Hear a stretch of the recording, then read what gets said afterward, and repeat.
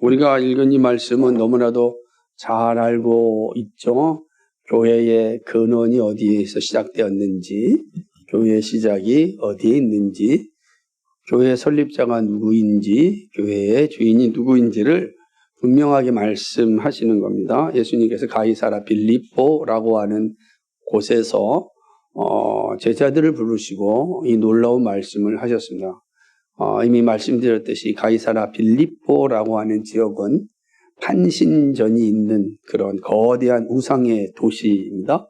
그리고 동시에 거기에는 로마의 아주 유명한 이 총독들이 와서 기거하는 그러한 별장과 같은 큰 궁정이 있었던 도시입니다. 그 밑에는 혈먼산에서 내려오는 엄청난 물이 큰 폭포를 만들어낸 그런 바니아스라고 하는 그 폭포가 흘러내리는 지역입니다. 그 폭포는 갈릴리 바다로 흘러가고 갈릴리 호수로 가고 사해 바다로 지나가는 곳입니다. 가이사라 빌립보라는 지역이 그만큼 되게 좋은 지형을 가지고 있고 예수님 당시에도 많은 사람들이 모여 있는 곳입니다. 부유한 도시에 또 거대한 우상의 신전이 있었던 곳입니다. 거기서 예수님께서 제자들에게 질문합니다. 사람들이 나를 누구라 하느냐라고 하였을 때 사람들이 대답을 합니다. 세례요한이나 엘리야나 예레미야나 선지자 중에 하나라고 이야기합니다. 이 사람들만 자체로도 대단한 분들이죠. 세례요한, 엘리야, 예레미야 이스라엘 백성들이라고 하면 가장 존중하는 그리고 존경하는 그런 분들 아니겠습니까? 근데 예수님이 제자에 다시 묻습니다. 너희는 나를 누구라 하느냐? 사람들은 그렇게 부르는데 너희는 나를 누구라 하느냐? 그랬을 때 베드로가 대표로 나서서 말하기를 주는 그리스도시요 살아계신 하나님의 아들이십니다 라고 고백을 합니다. 예수님은 이 고백을 듣고 너무나 기뻐하십니다. 그리고 복이 있다라고 선언하고 이것을 알게 하신 이는 혈육이 아니라 하늘에 계신 하나님이시다. 하나님께서 너에게 은혜를 줘서 네가 이 믿음의 고백을 하게 한 것이다. 그러니까 지금 베드로의 믿음 고백이 누가 주신 거나 하나님이 주셨다. 우리의 믿음이라는 게 내가 믿어서 생기는 것이 아니라 하나님이 은혜를 주셔야만 믿음이 생기고 그 믿음으로 우리는 구원에 이르게 되는 겁니다. 그래서 구원은 전적으로 하나님의 은혜라고 고백하는 이유가 이 고백에 있는 겁니다. 이걸 알게 한 것은 내 혈육이 아니라 하늘에 계신 하나님이다. 그러므로 우리가 구원받고 구원받은 백성으로 살아갈 때 자랑할 게 아무것도 없어요. 왜냐하면 전적으로 하나님의 은혜의 선물로 우리가 믿음을 가지게 되었고 그 믿음으로 말미암아 구원에 이르게 되었기 때문입니다. 우리가 믿음으로 구원을 받지만 그 믿음이 하나님의 은혜, 하나님의 선물이라는 사실을 항상 기억해야 됩니다. 그래서 예수님이 질문한 건 너는 나를 누구로 아느냐라고 하는 것 아닙니까? 주는 그리스도시요 살아계신 하나님의 아들이시다. 이 놀라운 고백 이에 예수님께서 하신 말씀이 뭡니까? 내 이름이 뭐라? 베드로라. 베드로는 번역은 반석이라는 뜻이에요. 페트라, 반석. 이 반석 위에 내 교회를 세울 것이다. 그러니까 믿음 위에, 베드로의 믿음 위에 하나님의 교회를 세우는 겁니다. 여기서 베드로라고 하니까 로마 캐톨릭이 말하는 것처럼 사도 베드로가 저 로마에 와서 거기서 순교하였고 그리고 그 순교터 위에 지금에 있는 이 성당, 천주교 성당이 세워진 거죠. 그리고 일대 교황이 베드로다 이렇게 이야기하는 건 사실 헛되고 헛된 거죠. 오히려 로마에 가장 큰 영향을 미친 사람은 사실은 베드로라기보다는 바울이었습니다. 바울과 베드로가 다 로마에 와서 감옥에 갇혔고 둘 다 로마에서 순교하였습니다. 그런데 재밌는 것은 지금도 가면은 바울은 외곽 지역에 바울 성당을 크게 져놓고 또 외곽 지역에 바울의 참 순교토도 져놨습니다. 그러니까 중심에 있지 않아요. 그러니까 사람들이 많이 가지 않습니다. 아주 한산합니다. 혹시라도 가보시면 알겠지만은 한산해요. 자, 외곽 지역에 져놓은 크기는 어마어마하게 커도 다 외곽 지역에 져놨습니다. 그런데 베드로 성당만 아닌 중심가에 교황청에 아주 그냥 크게 져놓은 예수님이 그걸 원하셨을까요? 그죠? 비교해서 분리해서 하는 걸 원하셨을까요? 그러지 않죠. 그러니까 베드로에게 교회를 세우는 권세를 준 것이 아니고 베드로가 고백한 그 믿음 위에 교회를 세우는 겁니다. 교회는 어디에 세워지냐? 믿음 위에 세워집니다. 그죠? 그 건강한 교회는 건강한 믿음을 가져야 됩니다. 건강한 믿음이 없는 교회는 반드시 문제가 생기게 되어 있습니다. 그러면 정말로 그 모습은 어쩌면 과정 가운데는 잘 확인되지 않을 수 있습니다. 우리는 다 작은 사람들이라 서로를 속일 수 있습니다. 목사도 성도를 속일 수 있고 성도도 목사를 속일 수 있어서 그렇게 살아갈 수 있습니다. 그러나 반드시 그것이 밝혀질 때가 옵니다. 어쩌면 과정 중에 밝혀질지도 있겠고 그러지 아니하면 마지막 때는 반드시 밝혀지게 되어 있습니다. 그때 무엇이 참인지 거짓인지를 알게 될 것입니다. 그때 여러분 또 저도 마찬가지고 우리가 큰 상처받을 필요가 없습니다. 이게 인간의 모습이다 라는 것을 이제 또 생각하면 될 것입니다. 그래서 우리는 그러한 일들을 겪지 않으려면 늘 어디에 있어야 되냐? 믿음 위에 서 있어야 됩니다. 믿음 위에. 그래서 오늘 아침에 들었던 설교처럼 성찬을 통해서 내가 어디서부터 왔고 어디에 있으며 어디로 가는지를 항상 기억해야 됩니다. 예수 그리스도의 그 크신 사랑으로 말미암아 내가 오늘 이 자리에 있고 예수 그리스도의 그 크신 은혜로 말미암아 내가 하나님의 나라의 백성으로 살아갈 수 있다. 이걸 항상 기억하는 게 중요합니다. 그런 측면에서 교회는 철저하게 예수 그리스도께서 믿음 위에 세웠다라고 하는 그 교회가 지금 이 역사 속에 흘러왔습니다.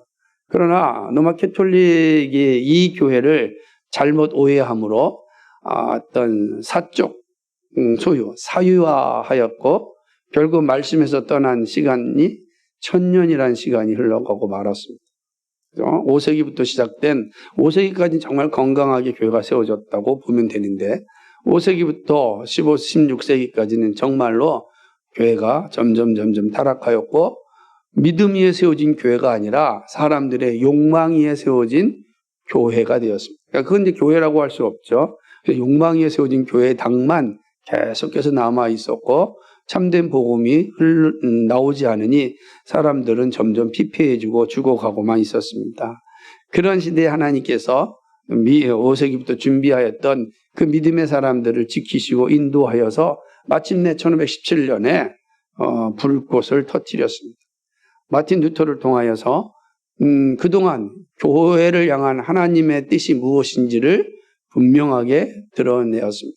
그 종교개혁의 역사는 16세기, 17세기에 가장 활활 타오랐습니다. 그래서 16세기, 17세기는 종교개혁의 시기다 혹은 교회개혁의 시기다라고 할 수가 있습니다. 이 17세기, 16세기는 루터와 칼빈과 찌빙글리의 시대였다고 한다면 그리고 종교개혁자들, 초창기 종교개혁자들의 시대라고 할 수가 있습니다. 우리가 잘 아는 것처럼 마틴 부처라든지 웨콜 람바디우스라든지 이런 아주 또 파렐이라든지 베자라든지 멜랑이통이라든지 이런 16세기에는 위대한 하나님의 개혁자들이 나와서 교회의 기반을 세우는데 온 힘을 다했습니다.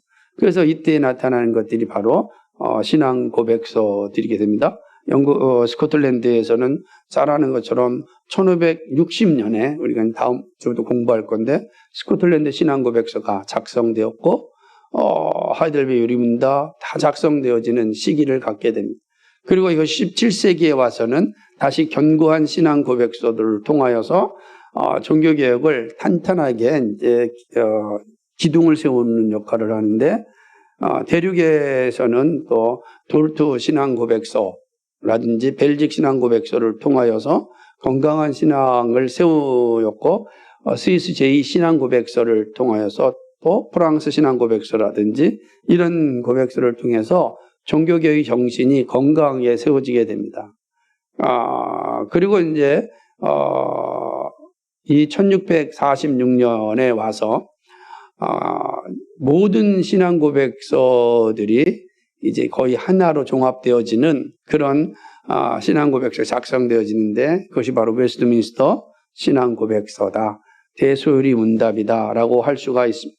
그러면 17세기는 신앙 고백서가 완성되는 시기다라고 할 수가 있고 공교회로서 이제 마지막 시대라고 할 수가 있습니다.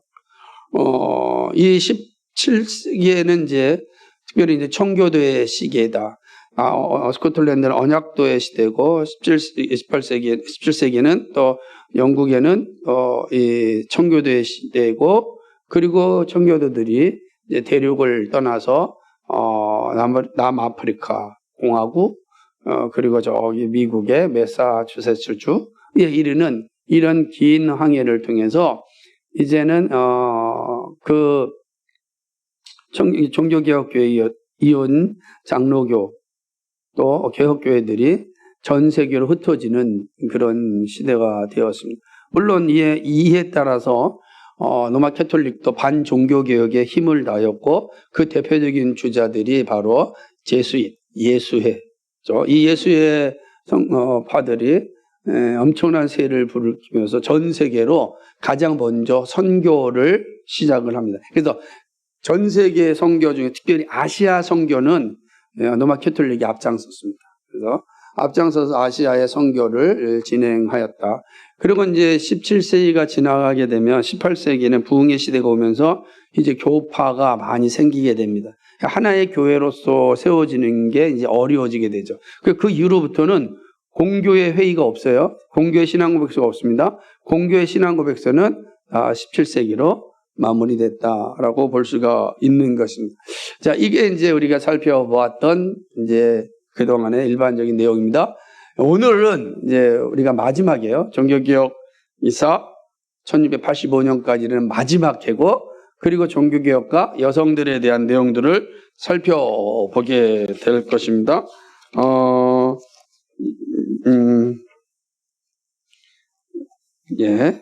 1685년으로 이제 가게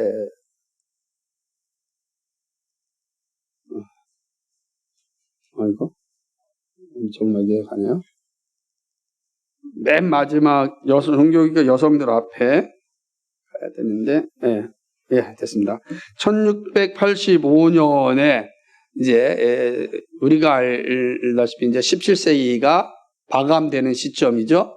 이 시점에 교회사 가운데 가장 중요한 사건이 하나가 나타나는데 바로 낭트 칙령이 폐지가 됩니다. 낭트 칙령이라는 게 무엇이었습니까? 이거는 프랑스의 위군어들에게 종교의 자유를 주었던 그런 칙령이었습니다. 그러니까 종교로 인하여 서로를 죽이고 살해하는 일들을 멈추고 우리가 서로 종교적인 관용 가운데 그렇게 살았던 것입니다.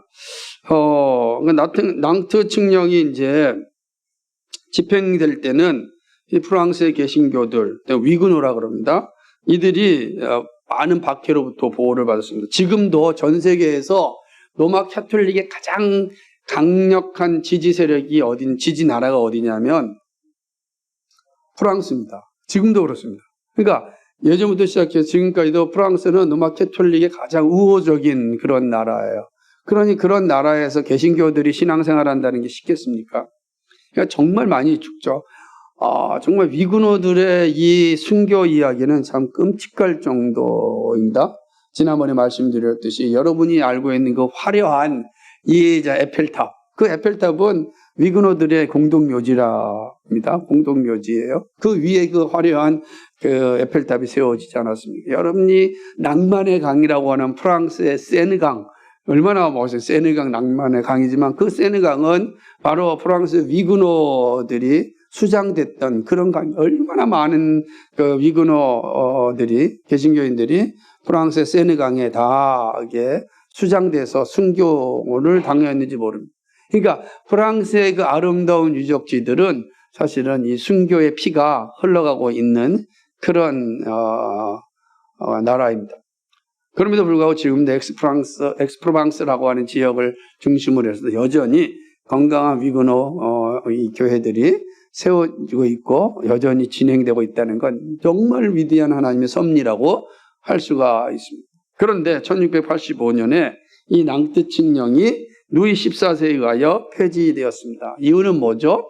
위군어들을 프랑스에서 추방하기 위함이었습니다. 그래서 우리가 알다시피 위군어들이 추방당해서 가장 많이 갔던 곳이 가까운 데 있는 스위스 제네바라고 하지 않았어요. 스위스로 정말 많은 위그노들이 추방당했습니다. 사실은 칼빈도 프랑스 사람이었으니까. 그래서 위그노들이 추방당하여서 이 스위스에 정착하였고, 스위스의 그 유명한 시계 산업의 원조가 프랑스 위그노들이었다라고 하는 것은 다 알려진 이야기라고 할 수가 있습니다.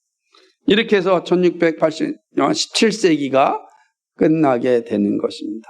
그래서 종교개혁은 이게 1517년에 시작해서 1685년까지의 이 정말 드라마틱한 이제 역사가 이루어지게 됩니다. 그러고 난 다음에 17세기 후반부부터 시작해서 점점점 교회들이 타락을 하는 것을 보게 됩니다. 타락을 합니다. 타락하면서 이제 사회가 어두워진 시점에 하나님께서 또다시 하나님의 사람들을 보내서 교회를 회복시키는 역사가 18세기입니다. 그래서 우리는 18세기를 어떤 시대로 얘기하냐면 부흥의 시대라. 그러니까 17세기, 그러니까 16세기를 종교개혁 시대, 17세기를 청교도 시대라고 이야기한다면 18세기는 부흥의 시대라. 이렇게 보통 이야기를 합니다. 이게 이제 우리가 지금까지 보았던 종교개혁의 역사입니다. 자, 이제 다 여기까지 공부하시는 애썼는데, 여러분이 다시 한번 설교를 다시금 듣고 확인하려면 얼마든지 홈페이지에 있으니까 다시 한번 볼 때마다 보시면 역사를 다 이해할 수 있는 그런 기회가 주어질 겁니다. 근데 이제 마지막으로 종교개혁에 있으면서 우리가 쭉 공부하면서 느꼈지만은 대부분 종교개혁자들이 다 남성들 중심으로 이루어진 것으로 봅니다. 아무래도 당시의 사회적 분위기도 그렇고 기록적으로도 남성들이 설교자였기 때문에 설교자적인 삶들이 강하여서 이게 종교개혁의 역사의 전면에 나오지만, 그러나 여성들의 역할도 어마어마합니다. 교회를 개혁하고 그리고 교회를 건강하게 세우는 데는 정말 여성들이 위대한 역할을 하였습니다. 하나님께서 이 돕는 배필인 여성들이 없었다고 한다면 사실은 종교개혁도 아름다운 열매를 맺을 수 없었을 것이다. 이 생각을 하게 됩니다. 가장 먼저 위대한 종교개혁 여성은 바로 카테리나 본 포라, 우리가 잘 알고 있는 것처럼 포라, 이 마틴 루터의 아내인 것입니다. 이 카테리나 본 포라가 이제 마틴 루터의 아내로서 정말로 위대한 종교개혁의 열매를 만드는데 정말로 귀하게 쓰임 받았습니다. 카테리나 본 포라가 1552년에 이제 죽게 되었을 때 루터가 쓴 내용입니다. 한번 루터가 이런 말을 씁니다.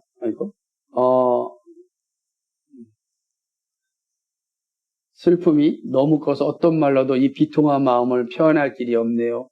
먹지도 마시지도 못하고 잠도 잘 수가 없어요. 남편을 이랬던 이게 본 포라가 루터를 생각하면서 이랬던 생각만은 괴롭고 눈물이 나서 말도 못하고 글도 못 쓰는 이 심정은 아마 하나님만 아실 거예요. 사실은 카테리나 본 포라는 원래 수녀였습니다. 수녀였는데 루터의 종교개혁에 동의하였고, 그리고 이제 루터의 종교개혁에 동참한 그런 수녀원을 이제 탈퇴하게 됩니다.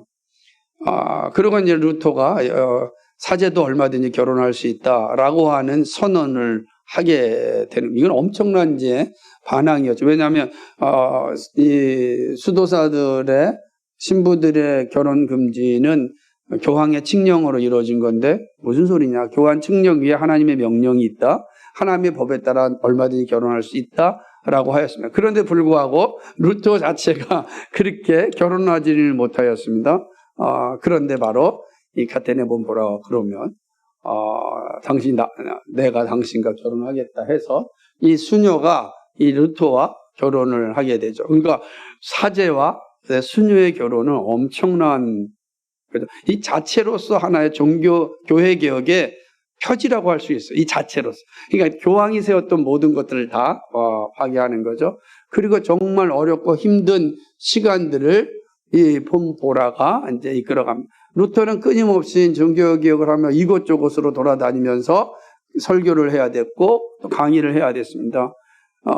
그렇다고 해서 루터의 어떤 재정이 아주 좋은 것도 아니었습니다. 어렵고 힘든 가정생활을 해야만 됐습니다. 그래서 쌀이 떨어질 때마다 이 폼포라가 힘든 상황 가운데 주변의 기억자들한테 또 이렇게 도움을 받기도 하고 그러면서 어렵게 힘들게 사실은 이제 가정을 꾸렸습니다. 폼포라가 없었다면은 참 루터도 그렇게 긴 개혁의 길을 가지 못했을 것이다.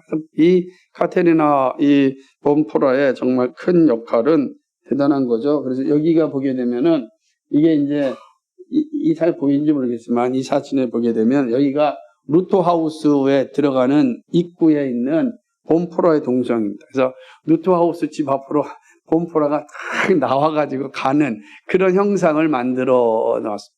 그만큼 이 루터에게 있어서 이 카테리나 폼포라는 정말 위대한 동지였고 동역자였고 교회개혁, 종교개혁을 완성하는 일에 정말 큰 역할을 그러니까 종교개혁에 이르는 큰 역사의 이면에 이 여성들의 역할이라는 건 이루 말할 수가 없고 근데 이 역사는 뭐 지금도 동일한 것 같아요. 그죠? 지금도 것 같아요. 그래서 아내의 역할이라는 건 정말 두말할 필요가 없이 위대합니다.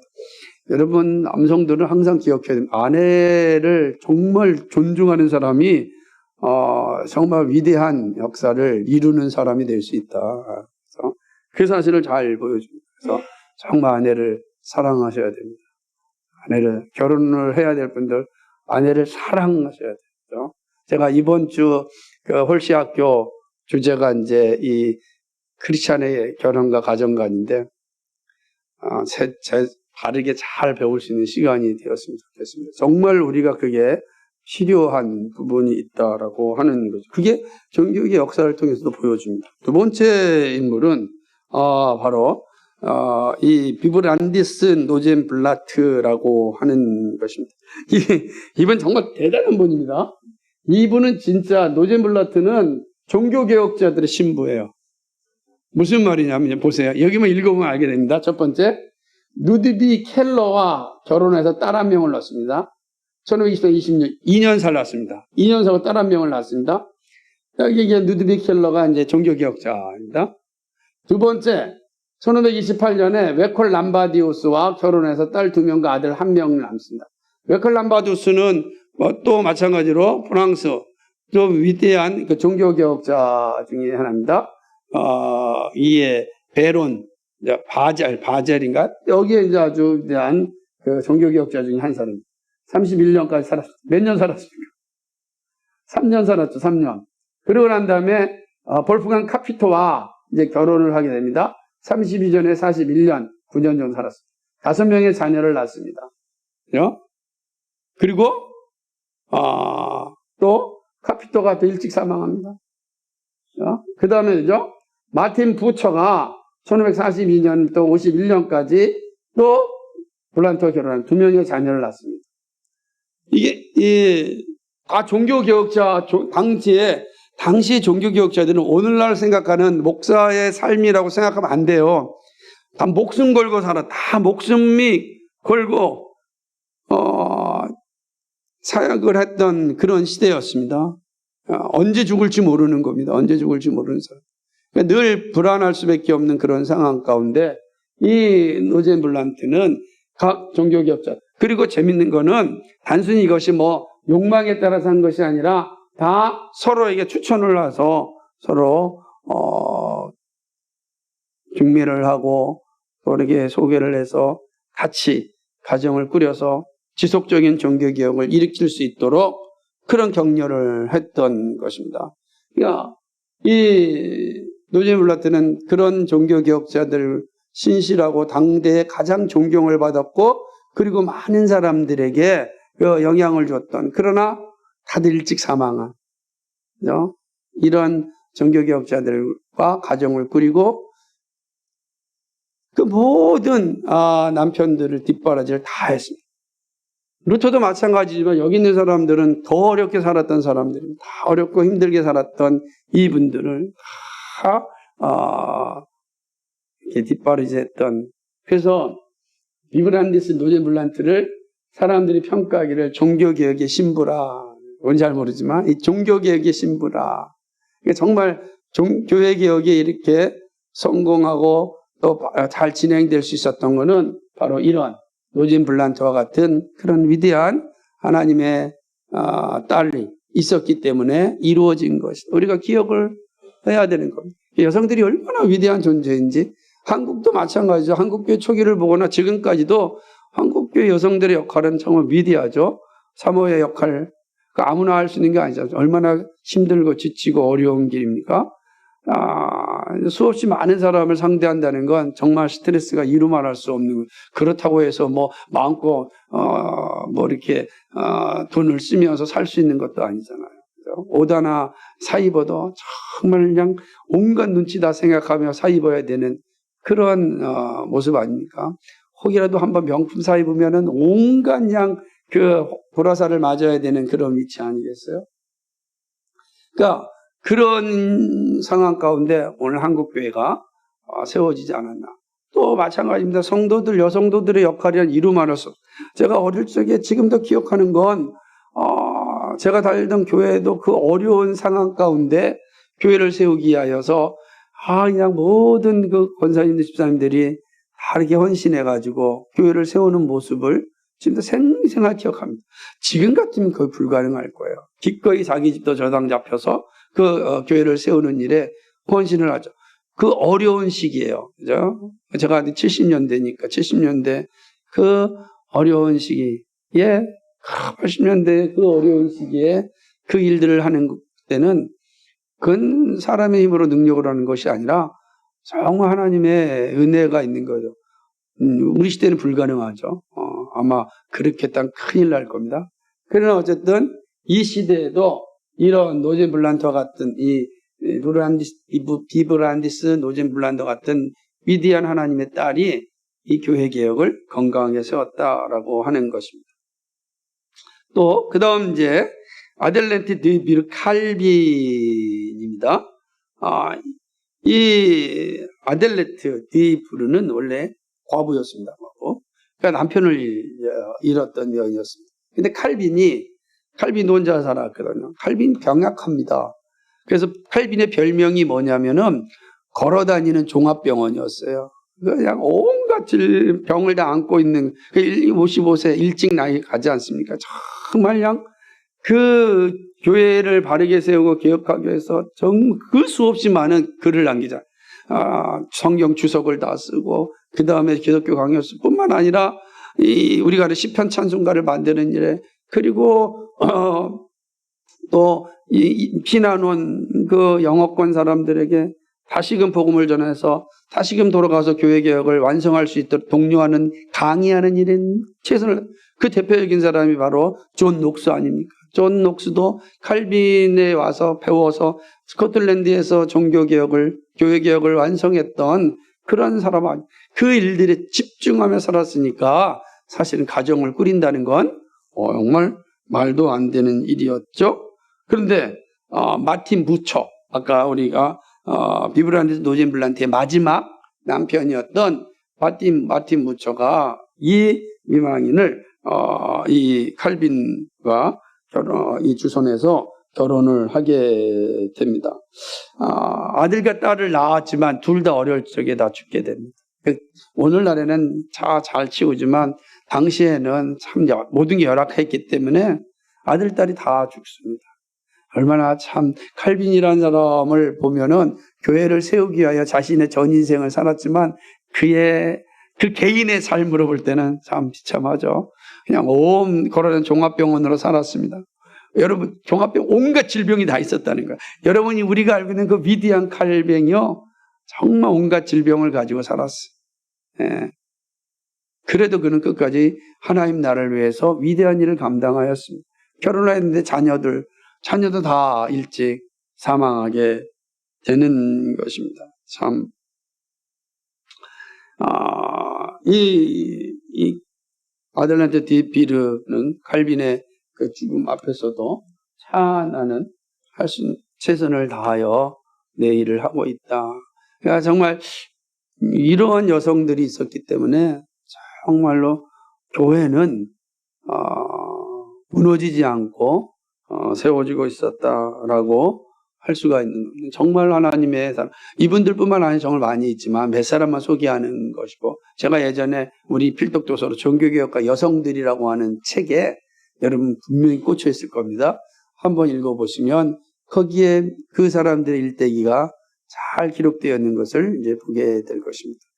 마지막 한 사람을 소개하는 데는 종교개혁 여성들의 책에도 아마 나와 있지 않고, 그렇지만 이미 제가 그 스코틀랜드와 영국의 이야기, 특별히 메리 여왕 시대를 이야기하면서 나왔던 한 여인입니다. 바로 제인 그레이입니다. 영국의 9일 동안 여왕이 됐던 그러한 비운의 그런 여인입니다.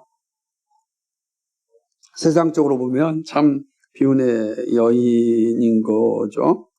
그러나 이 제인 그레이는 정말로 누구보다도 참된 믿음을 가지고 있었던 사람이고, 장로교인으로서 정말 건강하게 신앙생활을 하였습니다. 이 제인 그레이가 이제 나중에 스코틀랜드와의 관계 속에서 이루어지는 그런 역사적인 아픔이죠. 이 로마 캐톨릭으로 돌아가려고 하는 앤과의 이제 그를 왕위로 세우지 않기 위하여서 이 그레이를 억지로 왕위에 세웠지만 결국은 이제 9일 만에 숙청당하고 마는 것입니다.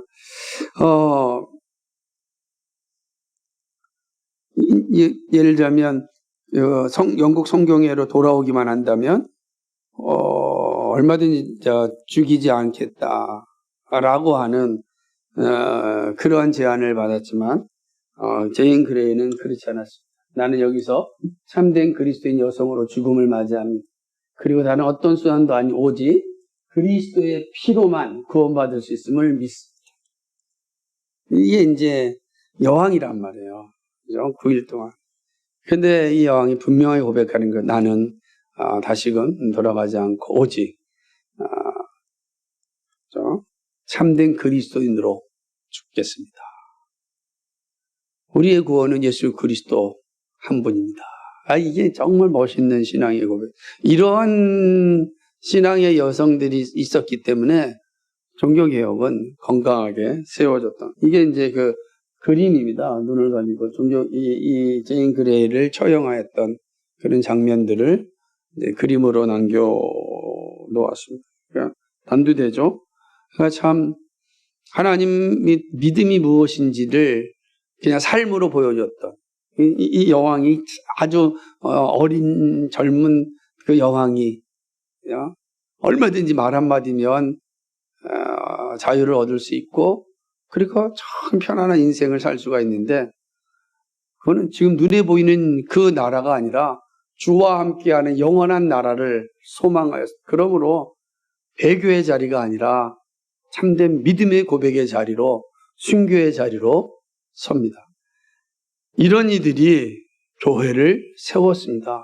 그리고 이들로 말미암아 오늘도 교회가 세워집니다. 우리 피카소 온교는 이러한 순교의 피 위에 세워진 교회입니다. 여러분, 우리는 아직 순교의 자리가 우리에게 주어지진 않았지만 우리 안에는 이런 순교의 피가 흐르는 그런 DNA를 가지고 있다라고 하는 겁니다. 그래서 그렇기 때문에 우리가 정말 편안하고 자유로운 이러한 신앙생활하는 현실 속에서 우린 절대로 잊지 말아야 될 것은, 이 자유는 바로 이 신앙의 자유는 순교자의 피로 말미암아 주어진 것이고, 우리가 저 하나님 나라를 소망할 수 있었던 것은 이 순교자들의 피로, 교회를 건강하게 세우려고 했던 믿음의 선진들의 그 피로 오늘 우리가 있게 되었다. 항상 기억해야 됩니다. 그리고 이 거룩한 교회를 주님 오시는 날까지 잘 이어지게 해야 됩니다. 우리의 소명은 주님 맞이하는 교회로 남는 겁니다.